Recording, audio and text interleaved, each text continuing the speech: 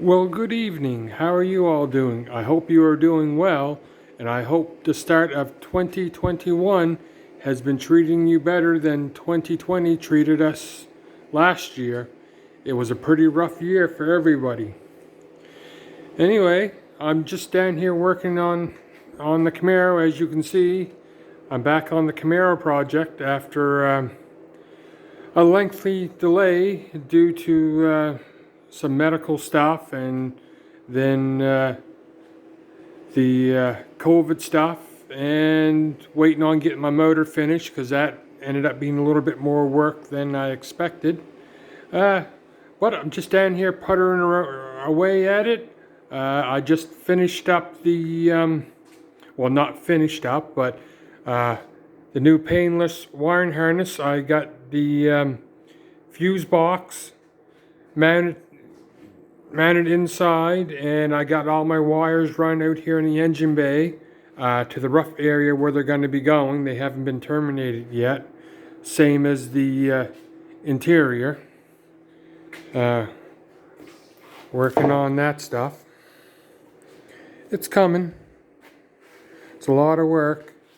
Anyway, I just happened to be down here and I had some YouTube on in the background listening to our buddy Herb from Michigan Muscle Car Garage on his live feed, and told him what I was up to, and he said he was looking for an update. And YouTube really hasn't been my thing lately. I work down here by myself, so I don't have cameras set up or anyone to help me film or even help me work in that, for that matter. But I decided, I'll do a quick update. You get sick and tired of the trolls and the fake people on not just YouTube, but social media in general. I mean, I can't count how many people in the last month or so you see on social media that have like 680 horsepower small block Fords or 355s or all that sort of stuff. I mean, just ridiculous amounts of fucking stupidity. And people just don't know what they're talking about, and it just gets frustrating. So I just say fuck it, and I just stay away from the stuff. But anyway, I like sharing stuff with my Facebook friends. I mean, you don't have very many trolls there, and if you do, you just delete them from your friends list. And so we sent 2020 packing by making some noise. I finally got my motor together, and I took it to A&J Automotive, and we dynoed it, and that's otherwise known as Armstrong's. Anyone who's into stock or super stock or class racing or other motor events, the Armstrong name. They have and still do hold world records just about in every class of drag racing. So we went out there and I dynoed it, and I don't have to talk about the motor because, well, you can go back in other videos and I explain exactly what's in it for cam and heads whenever. But anyway, this time I was quite surprised with it. I thought it might have lost a little bit more than it did when it was 13-1 and on nav gas. All we did to the combination was freshen it up. Had to put flat tops in it to lower it down to 10.8-1 from the 13.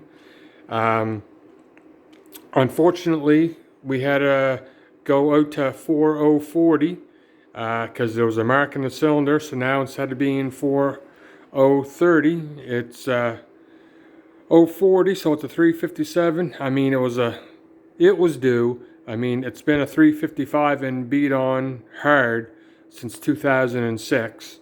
14-1 on Q16 and 44 degrees of timing. That combination, it made 624 horsepower. And then the previous one, when it was in the Fox Body Mustang, that was 13-1 on av gas. That was 565. But as I stated in other videos, that wasn't fresh. That was just dynoed to get a torque converter made for it. So this time it was freshened up, new pistons, had to put bushings in the small end of the rods, 8 exhaust valves, and as I said, new pistons, lower the compression, 850 carb. The headers are smaller than they were on the Mustang. When it was in the Mustang and made 565, it had 1 3/4 to 1 7/8 step headers. Now it has, I bought a set of headers, got a really good deal on a set of headers. I couldn't pass them up. These are 1 5/8 to 1 3/4. But it is what it is. Didn't lose that much. It dynoed 538 horsepower. That's with a safe pump gas tune-up. That was with mufflers, air cleaner, with the 850 Holly, everything, and 38 degrees of timing. I was a little surprised about the timing because when it was 14-1 on Q16, it made power right up to 44 degrees of timing. With avgas, we ran it just, again, it loved timing, but we only went up to 40 degrees because we was worried about detonation. This time, we put it to, we made a couple pulls and we gradually worked up on it, checking for detonation, and 38 was it. We put 40 in it, and it didn't gain or lose anything. So being a street motor, we kept it at 38. And the other change, only other change we made was we unlocked the distributor. It was locked when it was in the race car. Now we got some centrifugal advance in it. But just puttering around, I got the front of the motor together. I got the Proform electric water pump on it, the ICT billet,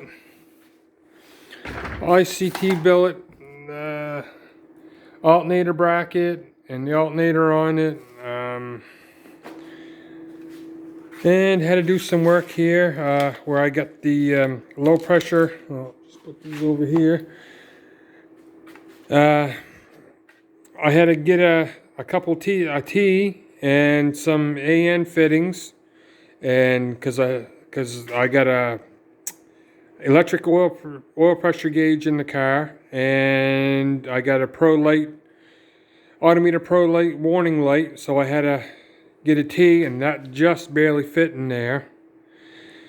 But we made it work, and I got my transmission up in the hole. Well, it's up on the jack anyway. As you can see, that little there in the front, that's just a little stand I got made. As usual, I end up working here alone. So all that is I had some cam strut, and I made some feet and some conduit and some threaded rod. So what I do is I slide my transmission underneath the car, bolt that plate to the bell housing, and put a jack under the tail shaft, and crank up the nuts, jack up the front to raise the front, and jack up the back on the tail shaft, and then I can get my my jack under it. I don't have a fancy transmission jack. All I got is an old 3-ton floor jack with a piece of plywood screwed to the top of it, but hey, it works. So I just want to do that quick update just because Herb mentioned it, and yeah, not really into the YouTube thing lately, but I like sharing some stuff with my friends, especially the ones on here, the good guys on here that aren't on Facebook with me. And here's the dyno sheet. I mean, we don't make shit up here. I mean, you can look at my videos. There's video of it being dynoed. I mean, you got the dyno sheet right here. We go to the drag strip. The boards are lit every time. It is what it is. But I'm thinking 538 horsepower, 3,200 pound car, 8-inch ATI Treemaster race converter, 456 gears, 28-inch tall tire. It's going to be a fun little street car. Anyway, I may do some updates. They will be a lot shorter than this. This was just a little catch-up one. As I go along, there may be just a couple little really short ones because I just don't have a lot of time to do filming, and I just do it with my phone now because I just don't get the time or the patience to edit with my editing software. So anyway, hope you're all having a great start of 2021, and we'll talk to you later. See ya.